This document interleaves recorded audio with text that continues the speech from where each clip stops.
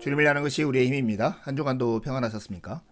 오늘 우리는 C.S. 루이스의 순전한 기독교 제4부 인격을 넘어서 또는 삼위일체를 이해하는 첫걸음 네 번째 시간 좋은 감염에 대해서 함께 나누겠습니다.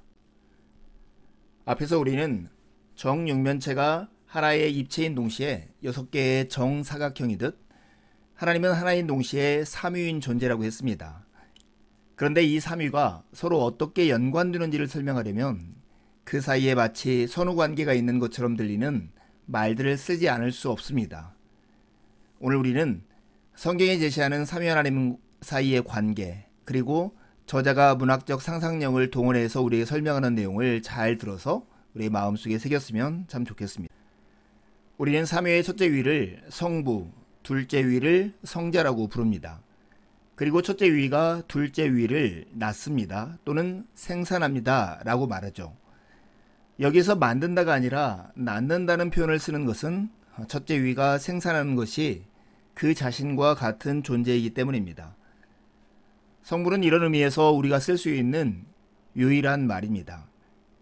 그러나 불행히도 성부가 성자보다 먼저 존재했던 것 같은 인상을 줍니다. 그러나 사실은 그렇지 않습니다. 성부와 성자 사이에는 선후관계가 없습니다. 등불에서 빛이, 난로에서 열이, 정신에서 생각이 흘러나오는 것처럼 이를테면 성자는 성부에게서 영구히 흘러나온다고 생각하면 됩니다. 성자는 성부의 자기 표현, 성부가 하시는 말씀입니다. 그런데 성부가 말씀하지 않는 순간은 단 한 번도 없었습니다. 빛이나 열 같은 묘사는 자칫 성부와 성자가 두 인격이 아니라 두 물체인 듯한 인상을 줄 수 있습니다. 결국 아버지 성부와 아들 성자라는 신약 성경의 묘사야말로 우리가 그 대체물로 만들어낸 그 어떤 묘사보다 훨씬 더 정확합니다. 물론 몇 가지 특정한 사실을 분명히 설명하기 위해서 잠깐 동안 다른 묘사를 빌릴 수는 있지요. 그러나 그 경우에도 반드시 성경으로 되돌아가야 합니다. 하나님을 묘사하는 법은 당연히 우리보다 하나님이 더 잘 아시기 때문입니다. 하나님은 성부와 성자의 관계야말로 우리가 생각할 수 있는 그 어떤 관계보다 첫째 위와 둘째 위의 관계에 가깝다는 것을 아십니다. 그런데 이 관계에서 무엇보다 중요한 점은 이것이 사랑의 관계라는 사실입니다. 성부는 성자를 기뻐하시고 성자는 성부를 공경하십니다. 하나님 안에 적어도 두 인격이 있지 않는 한 하나님은 사랑이십니다 라는 말은 무의미할 수밖에 없습니다. 사랑이란 한 인격체가 다른 인격체에게 품는 것이기 때문이죠. 하나님이 한 분이시라면 세상이 창조되기 전까지는 사랑이셨을 수가 없습니다. 그리스도인들은 생생하면서도 역동적인 사랑의 활동이 하나님 안에서 계속되고 있으며 그 활동이 모든 것을 창조해냈다고 믿습니다. 아마 이것이 기독교와 다른 종교의 가장 중대한 차이점일 것입니다. 즉 기독교의 하나님은 정적인 존재가 아니라 역동하며 약동하는 활동, 생명, 일종의 드라마에 가까운 분이라는 것입니다. 경건치 못한 표현이 될지는 모르겠지만 그는 일종의 춤에 가까운 분이십니다. 성부와 성자의 연합은 그 연합 자체를 또 하나의 인격이라 해도 될 만큼 생생하고 구체적으로 이루어집니다. 그렇다면 두 인격과 성령 사이의 관계는 어떻게 되는 것일까요? 삼위일체 하나님 중 제3위 하나님이 성령, 곧 하나님의 영이십니다. 사람들은 가족이나 클럽이나 노동조합으로 모일 때 그 가족이나 클럽이나 조합의 정신에 대해서 이야기합니다. 이처럼 그들이 정신에 대해 이야기하는 것은 각 개인이 함께 모였을 때는 각기 따로 있을 때와 다른 특정한 방식으로 말하고 행동하기 때문이죠.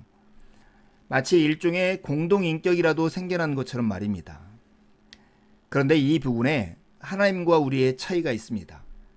성부와 성자의 생명이 결합될 때는 진짜 인격체, 즉 삼위일체 하나님 중 제3위 하나님이 실제로 나오시기 때문입니다. 우린 그리스도인의 삶을 살면서 대개는 성령을 바라보지 않습니다. 성령은 항상 우리를 통해 움직이시기 때문입니다.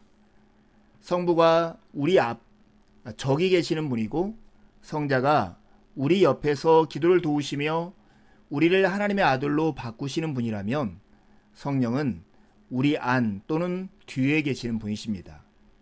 하나님은 사랑이시며 그 사랑은 인간을 통해, 특별히 그리스도인 공동체를 통해서 역사합니다. 그러나 이 사랑의 영, 즉 성령은 영원 전부터 성부와 성자 사이에 있어 온 사랑입니다. 그렇다면 어떻게 해야 삼위 하나님의 생명 속으로 들어갈 수 있을까요? 이 질문에 앞서 우리는 삼위 하나님에 대해서 이해하는 것이 왜 중요한가, 이 질문에 대해서 답을 해봐야 합니다. 이 삼위 하나님의 생명이 보여주는 춤, 드라마 또는 양식 전체는 우리 각자의 생명 속에 재현되어야 합니다.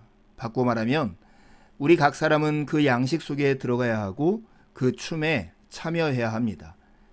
그 외에 행복해질 수 있는 길은 없습니다. 아시다시피 나쁜 것뿐 아니라 좋은 것도 전염됩니다. 따뜻해지려면 불 가까이 가야 합니다. 기쁨과 능력과 평화와 영원한 생명을 얻으려면 그것을 가진 존재에게 가까이 가야 하며 더 나아가 그 속으로 들어가야 합니다. 이것들은 하나님이 아무한테나 나누어 주시는 상품 같은 것이 아닙니다.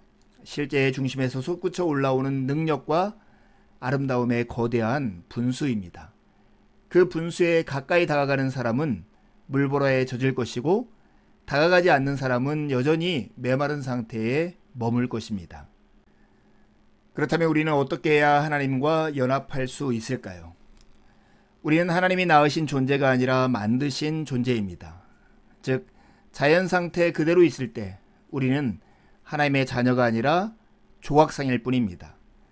기독교가 제시하는 것은 이것입니다. 하나님이 그 뜻대로 하시도록 자신을 그분께 맡기는 사람은 그리스도의 생명에 동참하게 됩니다.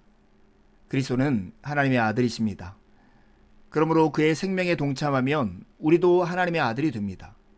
우리가 그가 성부를 사랑하시듯 성부를 사랑할 것이며 그러면 성령이 우리 안에서 일어나실 것입니다. 그리스도는 자신이 가진 이 생명을 사람들에게 퍼뜨리기 위해, 즉 좋은 전염을 시키기 위해 사람이 되어 이 세상에 오셨습니다. 모든 그리스도인은 작은 그리스도가 되게 되어 있습니다. 우리가 그리스도인이 되는 목적은 오직 이것 하나뿐입니다. 이제 두 가지 질문을 하고 마치려 합니다. 삼위 하나님 사이의 관계를 다른 무엇보다 성경이 말해주는 것으로 이해해야 하는 그 이유가 무엇일까요? 두 번째 질문입니다. 어떻게 해야 삼위 하나님의 생명 속으로 들어갈 수 있을까요? 하나님과 연합할 수 있을까요? 남은 한 주도 주님의 은혜를 의지해 살고 복된 주일에 함께 만나 기쁨으로 우리 하나님을 예배하시죠. 감사합니다.